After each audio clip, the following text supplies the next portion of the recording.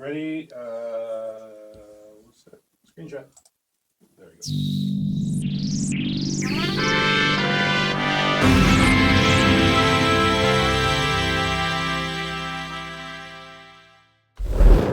What's up, family? Welcome to another episode of Conserving 915. We are your hosts. I am Angel.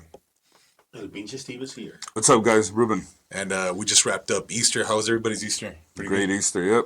He has risen. Yes, awesome. Indeed, he has risen.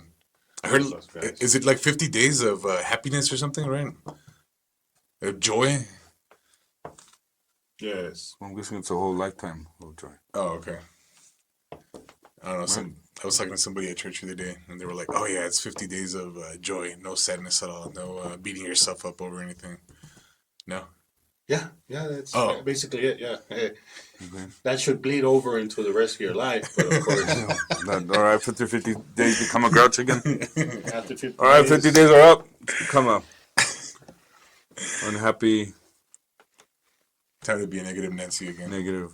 But hopefully within those 50 days, you already create some sort of habit that will allow you to, continue with that kind of joy. But, of course, people are people. Yep. And life happens. Yeah, you have a bad day here and there, so. That's right. But anyway, all right, guys. What do we got up first? See images of the moment a victim's wife hugged the Walmart mass shooter. Here we got something out of KVIA ABC 7. Very interesting. Here are the pictures of the hug shared by Adriana Zandri and Patrick Crucius. They don't have any barbers in prison. Is that like a cruel and unusual punishment for him? I don't know. Zandri had asked the judge if she could hug Crucius. He agreed, and Crucius stood up in court before the hug. Yeah, that's I don't know how I would react to that, or that's a little too much for me. I don't know if I could hug someone that did something. I mean, I know everyone says, well, it's a Christian thing to do, to forgive and let go, but I don't know if I could do something like that. What about you guys? Yeah, I think it'd be a little bit difficult for me too. Although I guess I'd pray to God I'd pray to God for the courage to do what He would want me to do, Yeah. And I know some guys reacted differently. Like some guys said F you and F Donald Trump. And I'm thinking, how does Donald Trump fit in all this? He's white. You know what I mean? I was like, okay, that's, you feel for these people. They're upset and stuff, but, the only one guilty of what happened is this guy. You can't blame anybody else. So, and I know they were pushing for the death penalty, huh? I want to see what, I'm surprised he didn't get it. So, because I know a lot of El Pasoans were really upset, and rightfully so. Someone drove over here and did this to people. That's why he has the vest on, no? Yeah, yes.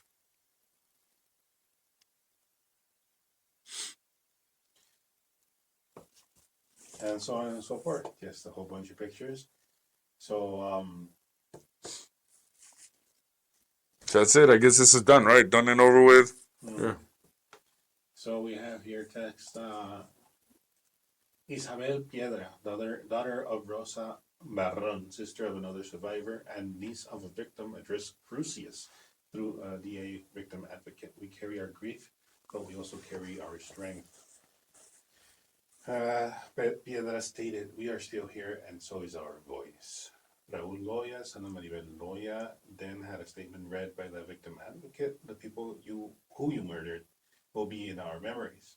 They will be remembered forever. He concluded his statement by telling Crucius that he would be forgotten.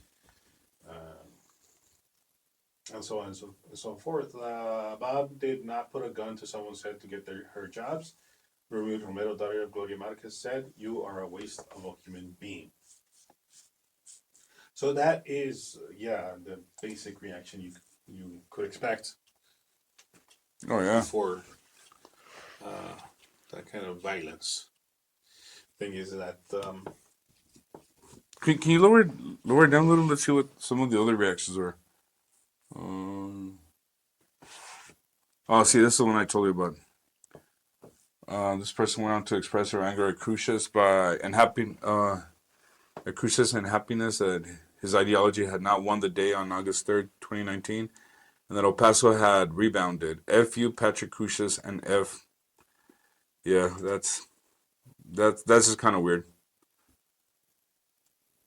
What do you guys think about that?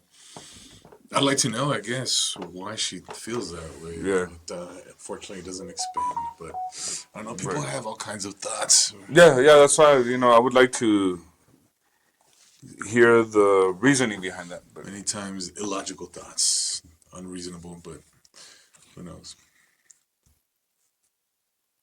I mean, if this was if Donald Trump was the cause of this, then I would probably expect to see hundreds of thousands of Right. these types of events going on across the country. and to me, it's just kind of like to put blame on somebody else other than the person responsible is not a good thing, Blaming other. I mean, you're responsible for your own actions, right?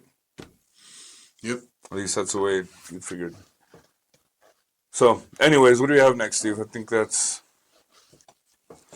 Just to liven Discuss. our, this guy's put away, I guess, for the rest of his life.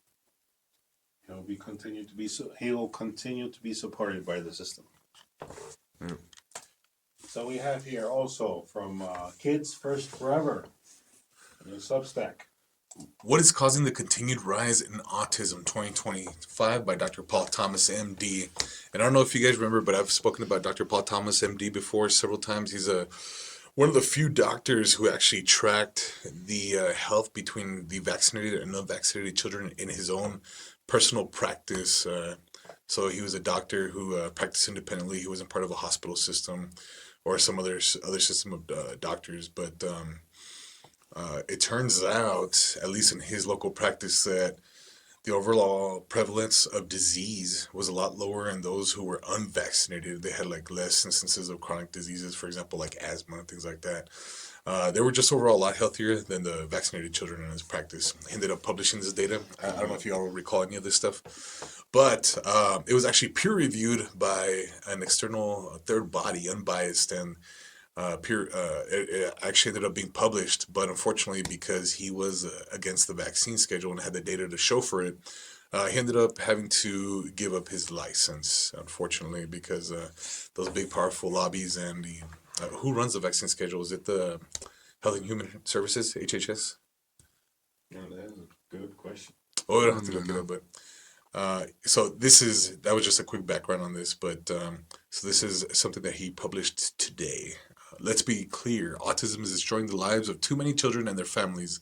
The latest CDC report states that autism in 8-year-olds in the USA for the 2002 data is now 1 in 31 and 1 in 20 for boys. And in California for 4-year-olds, it is 1 in 12.5. Oh, So the numbers just keep skyrocketing over the past few decades. So let's go ahead and check out this chart. So it looks like back in the 1970s, the prevalence was 1 in 10,000.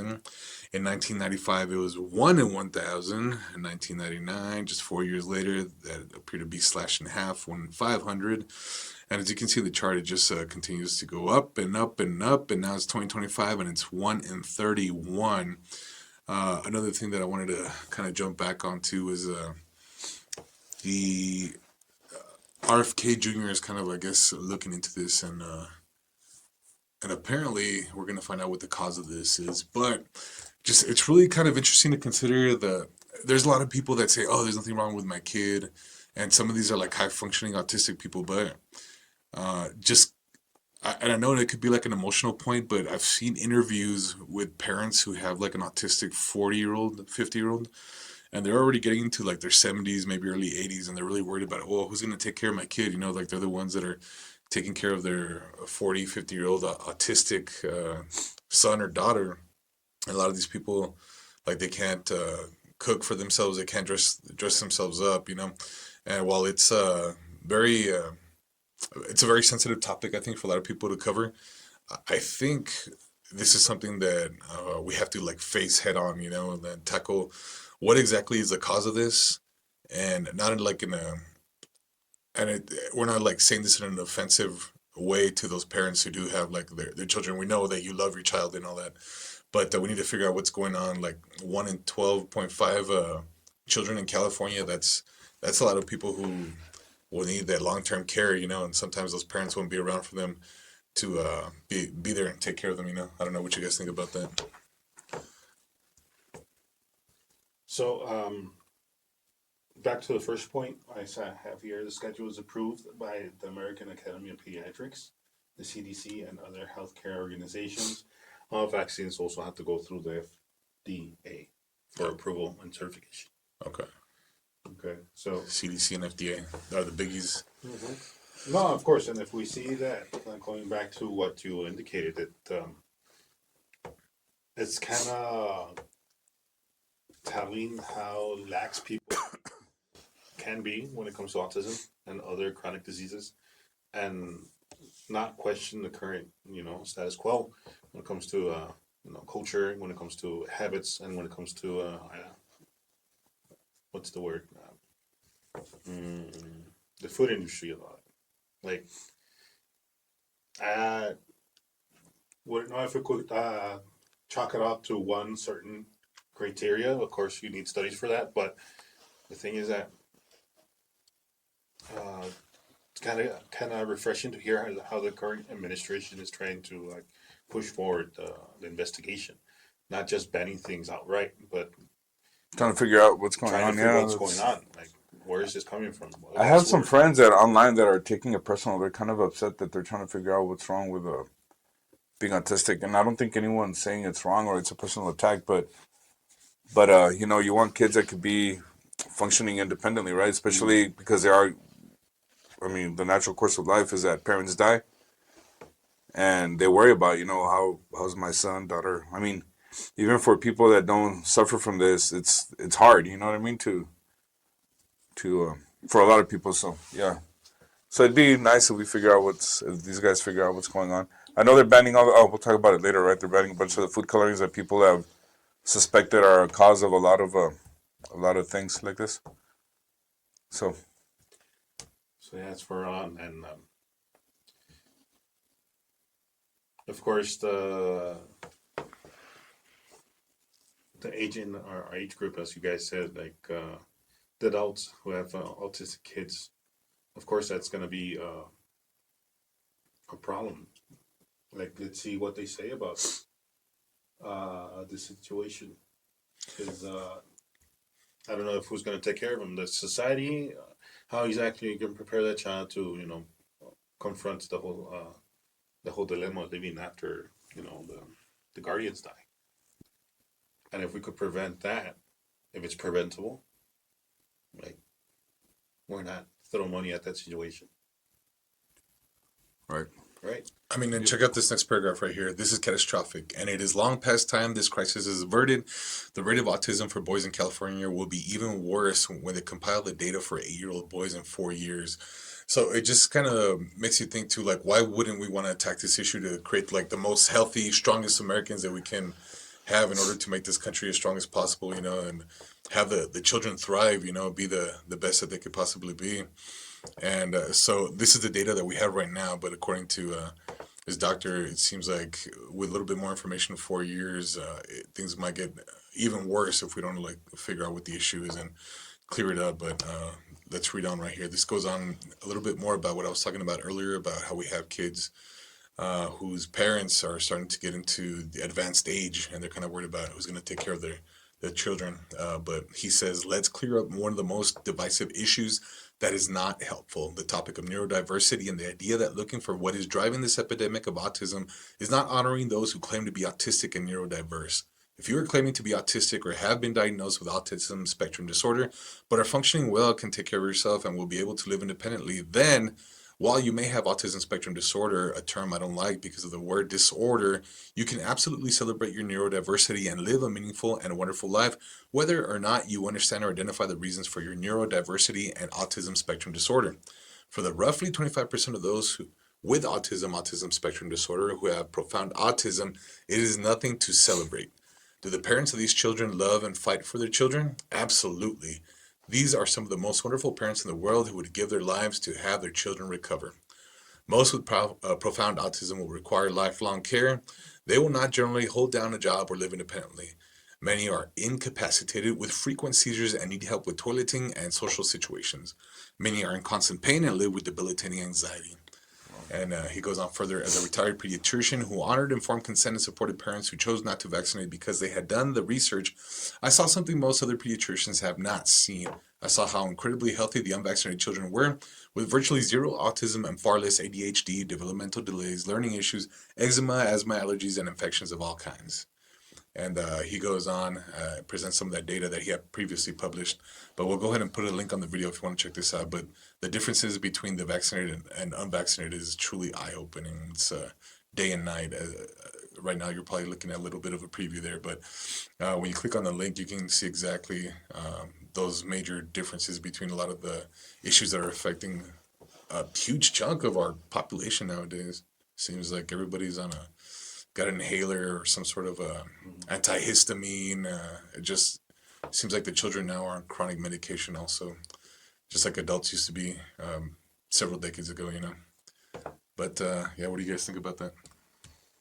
Well, it's interesting. I mean, I don't know much about this, so Well, definitely Read the about trend itself is worrying, to say the least. That warrants some sort of investigation.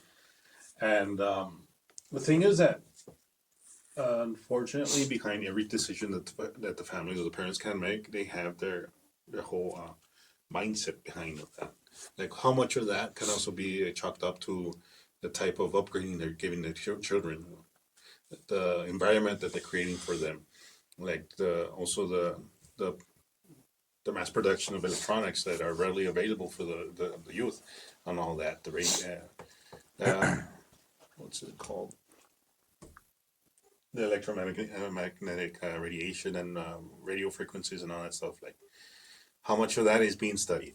How much of that is actually being put into the equation? Like the 5G, those radio towers that are being built in everybody's neighborhood, those giant towers that are they try to camouflage as looking as trees, you know. Yeah. So no, you got a really good point about So all that. yeah, evidently the doctor is posing a good question that needs to be answered.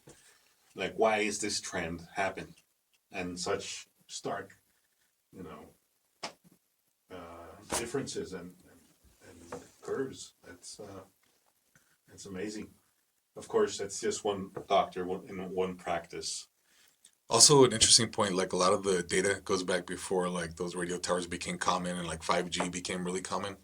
So I think that's why and then I mean, the prevalence of the autism continues to go up. I think that chart was back in the 1970s. So I think that's why Yeah, it's not he, ridiculous. he points the finger on vaccines here just because it goes back way further than 5G and those huge telephone towers. But yeah, let us know what you think, guys. all right. Yeah, we're good on this one.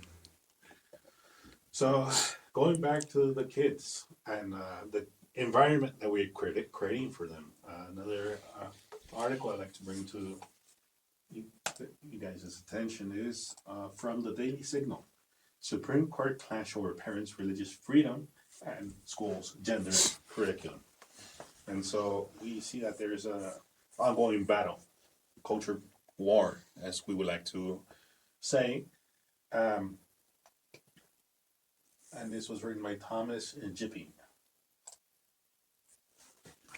There you go, the title. It says Supreme Court heard arguments Tuesday on an important case involving the intersection of the rights to exercise religion and to direct the upbringing of children. The court's decision, expected by the end of June, may advance or curtail the expanding recognition of the fundamental right to exercise religion. In October 2022, the Montgomery County, Maryland Board of Education announced the policy requiring the use of LGBTQ inclusive storybooks as part of the English language arts curriculum for elementary school students. One book, for example, depicts a family whose puppy gets lost at an LGBTQ pride parade. Each page focuses on a letter of the alphabet, with pre-kindergarten children looking for words such as drag queen, intersex, and underwear. The school board also provided teachers with materials to foster discussion and answer questions about the storybook's content. These urge teachers to disrupt students' traditional views about gender by saying, for example, that people make a guess about our gender when we are born, and sometimes they are wrong. Our body parts do not decide our gender. Our gender comes from our inside. So, interesting point. Where are those quotations? What are they quoting there? Like that's your curriculum? Is that just uh, one study plan from one teacher or a group of teachers or whatnot? This is in California or? No, Or was Maryland. it? Oh, Maryland. Yeah. Mhm. It's just kind of weird. So, It looks like it's all part of the curriculum, right? in other words, the message of the books and the follow through by teachers are intended to promote the school board's view about sexuality and gender. This controversial policy quickly ignited a firestorm. Some complaints came from the parents on religious grounds, but many were from teachers and administrators questioning the efficacy and age appropriateness of this scheme. Like most other school districts, Montgomery County allows parents to opt their children out of all sorts of instruction and activities to which they object. In fact, parents may opt their children out of instruction on this very subject as part of the health education curriculum.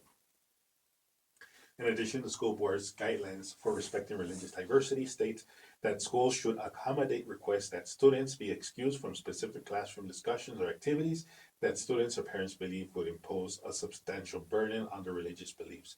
To that end, during the 2022-23 school years, parents were given notice and the opportunity to opt their children out when when these storybooks would be used. And we say here,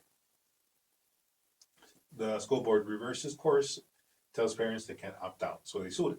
In March of 2023, however, the school board abruptly and without explanation not only rescinded this notice and opt-out policy, but actually advised teachers not to inform families when these controversial materials would be used. A group of parents from various religious faiths filed suit.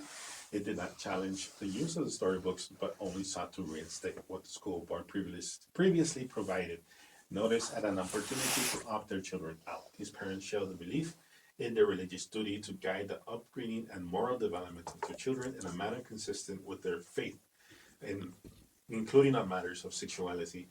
This includes shielding younger children from discussions such as matters outside of the appropriate moral and religious context, and so on and so forth.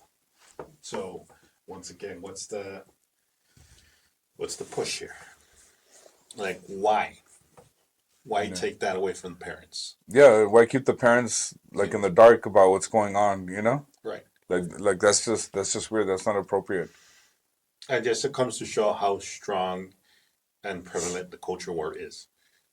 Like, we have to wake up, guys, especially conservatives and religious people, that this society is not defending us. Yeah, and get involved, like vote and stuff, because apparently the parents are suing to stop this from happening. But maybe if they would have, I don't know, or maybe one of these parents would run for The school for board. school board or something, they wouldn't have this problem. But then again, So it's many of just the weird. families cannot have that luxury of running because Because have they're job security. They're working and and they're stuff. working Yeah, and all that. So yeah. So it gives an opportunity for all these liberals to go in there and I mean, apparently what they're doing is not popular, right? I mean, people are. No. It's not a popular thing that they're doing, but we don't know the exact ratio, but they mentioned the article: administrators, teachers, and the family man. even teachers were upset, Yeah, right? they're Yeah. like, what's So, going on here, guys? and I think teachers have to get upset if they think their students are getting hurt or not being treated appropriately. I'm glad the teachers are standing up for this. In this You know? case, yes, it's a very good sign. So, guys, wake up, man! Like, we cannot be passive about this much Yeah, longer. these are things that, I mean, if you think these things are normal, these are things that you teach your kids at your house if you think it's appropriate. It's not, I mean, to teach this to other people's kids, I think it's, I mean, I'm all about what is it like? You're supposed to teach what? Show them how to do math, show them how to read real good, show them history. I mean, this is nonsense, teaching a kid stuff like this. Again, it's irrelevant if a parent thinks it's appropriate, then you have to do it at your house. It's not I don't think it's up to to a teacher. I mean, I don't think teachers are trained to do these things, or I It's don't know. mostly going to be just personal Yeah, experience and judgments and yeah. prejudices. What's the word? Prejudices. Prejudices. Is it? Got Whatever. confused. Yeah. So, And here in El Paso too, man. Dude, we need to start waking up and voting the right way. I know I'm kind of veering off, but like I think a lot of the representatives in El Paso do not represent the values of El Paso.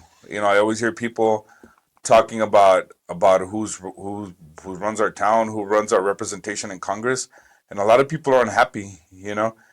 Um, and I know I'm personally unhappy with what goes on in El Paso. We need to get better leadership. People that know what's going on and are consistent with their views. Like yeah. So, anyways, we'll talk about that later. well, Yeah. yeah, just to strengthen that. Like, there's not just they don't represent the the values of the Yeah. Pasoan people. They don't respect it. Oh, they don't even represent. Like I know I have a big issue with our Congress, our Congressperson here in El Paso because to me she doesn't represent El Pasoans. She represents people that are here illegally. And if she wants to help those people out, that's all fine with me. You know what I mean? But she has to do that on her own time. If she wants to be an illegal alien advocate, I mean her job. I mean, I would think the job description of a Congress person is to represent the people that could vote for you, right? So they're If you're spending most of your time trying to fight for people that cannot vote for you, there's something wrong. It's like if I'm running for Congress in El Paso, which man, that'd be a good idea. If you're running for Congress in El Paso, but then you're worried about how people in New York are living or people in Florida are living, that's up to their representation, right? Like you need to focus on the people that can vote for you, and that's the problem I have. Like I said, if she wants to concentrate on illegal immigrants and people that broke in, that's something she should do on her own time. When you're a congressperson, would you guys agree that you're elected to represent people that can vote for you? Oh, first and 100%. foremost, Yeah, and I've heard a lot of things where like people are saying, oh well, you know what, you guys are not being empathetic, or you don't care about these people. But a lot of people are telling me, they're like, you know what, it's because the problem is that we're not against empathy or anything. It's just that you're taking away money from poor people in El Paso to help out poor people for somebody else. You know what I mean? It's you're hurting someone to help somebody else. I mean, there's nothing wrong with helping people with your own money, with your own resources, but to take away from people that are struggling to pay property taxes, that are struggling to pay their medical bills. Like a lot of these guys, a lot of people we all know El Pasoans that don't have health insurance. Or if you have health insurance, the premiums are too high and stuff like that. Where it's real costly, and then people do get upset when their money's being used to house and treat people that are not legally here. And then we saw the great thing, like I have a problem with Escobar. She always says that she's for the troops and this and that. And then when all these guys pretty much assaulted the National Guard and broke in, like not only did they put these guys away or send them back right away, they were let free because of some sort of what is it, when some process didn't go right, some A loophole or what? not yeah, loophole. I'm looking for another word, but yeah, loophole or Technicality. some technicality. These guys, whatever the judge was, let him go because supposedly something wasn't done right, and it's just ridiculous. We need to take care of El Paso. We can't be taking care of, and then not only that, a lot of these guys that were raping and killing women, and a lot of these guys went through the illegal alien El Paso corridor. And to me that's very shameful for El Paso that we became that because of Escobar. And then you got all these mayors in Chicago and all these other cities in New York saying, look at all the people that Texas are sending us. It's like they're blaming it on Texas. It's not even they're not Texan. It's not like if we're rounding up Texas citizens and sending them over there.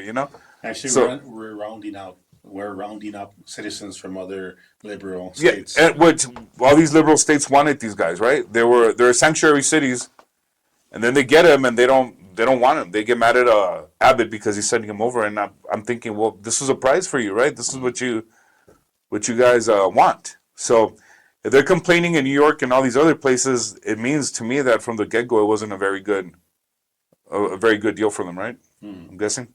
I guess not. So, yeah, it just comes to we need to get involved and start caring for ourselves. You know, we can't take care of everybody else if we're not doing good ourselves. So, what do you guys think? I'd 100% agree with everything you just said, but I guess the only things that I would add is, yeah, a lot of these guys are responsible for multiple criminal activities that occur throughout the entire country. You know, we've covered a lot of this stuff Yeah. where all the way in New York, you know, you have these guys that are beating up police, and then they ship them over to Colorado. You know, you have a lot of these guys that are drug trafficking, human trafficking. And then, We're talking about children, and then yeah, unfortunately too, like Ruben was saying, I think not only are we suffering from them siphoning like the money out of our pockets to pay for a lot of these grand, huge schemes, but on the flip side, they're also printing out billions and billions of dollars. So not only are they taking money from our pocket, but actually devaluing the little that we have left. So people are starting to lose their homes. People are having a difficult time even just paying for simple things such as groceries. and you know what? And it's just common sense things. And I know we totally veered off, but I also want to add that we're taking away from our children. You know, from our future. Like those of us that have nephews or kids or things like that. Like every time we do all this spending, just print out money, money, money. You know, people think it's not really affecting me, and they don't see it right away. But the way I see it, we're spending all this money on the future's credit card. All these children that are growing up, what kind of country are we going to leave behind for them? You know, are we gonna leave a third world country because we couldn't control our appetite for spending and we all know that nothing's free. So when they're renting massive hotels for people that shouldn't be here because they came here illegally, when you're giving them all these things, all this medical attention, stuff like that a lot of our own people cannot get. You know, that's insulting to our citizens. And then another thing that I should have put the article up, but I was also I saw this article from Escobar. She was upset because Trump is using military planes to send illegal aliens back, right?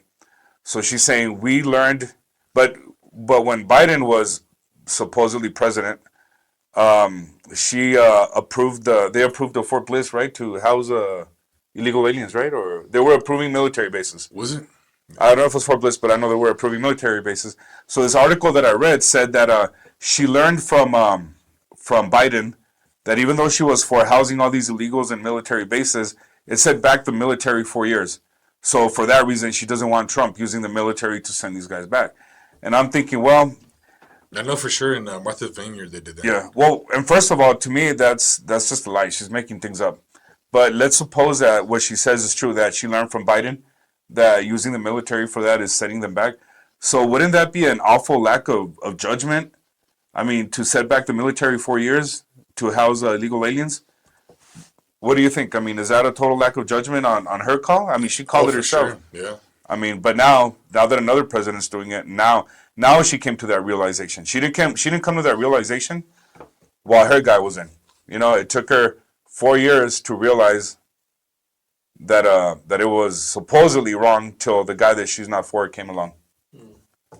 So yeah, you know what? These liberals, we need to get them out. You know, they're just destroying our city. I hope people wake up. You know, and especially here in El Paso, it'd be nice to turn El Paso red and get off of this Democrat overall leadership. You know, which is higher taxes all the time, the highest property taxes in Texas, right? Mm-hmm.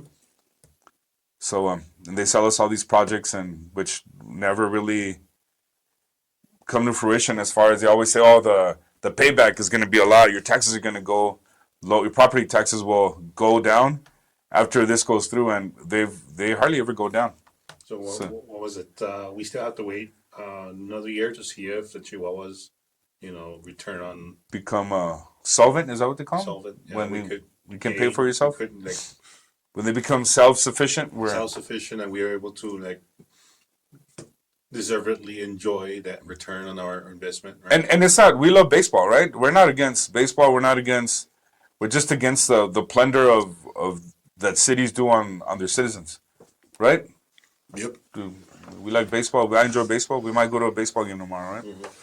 So it's not even against sports or anything. I just think a lot of those things should be done with private investment instead of on the backs of citizens. A lot of these guys that are paying for stadiums don't even go to those things. Mhm. You know, so So But, on and so forth. yep. well, let us know what you guys think. Leave a comment, like, and subscribe. Any opinions y'all might have, and we'll catch you on the next episode. Bye.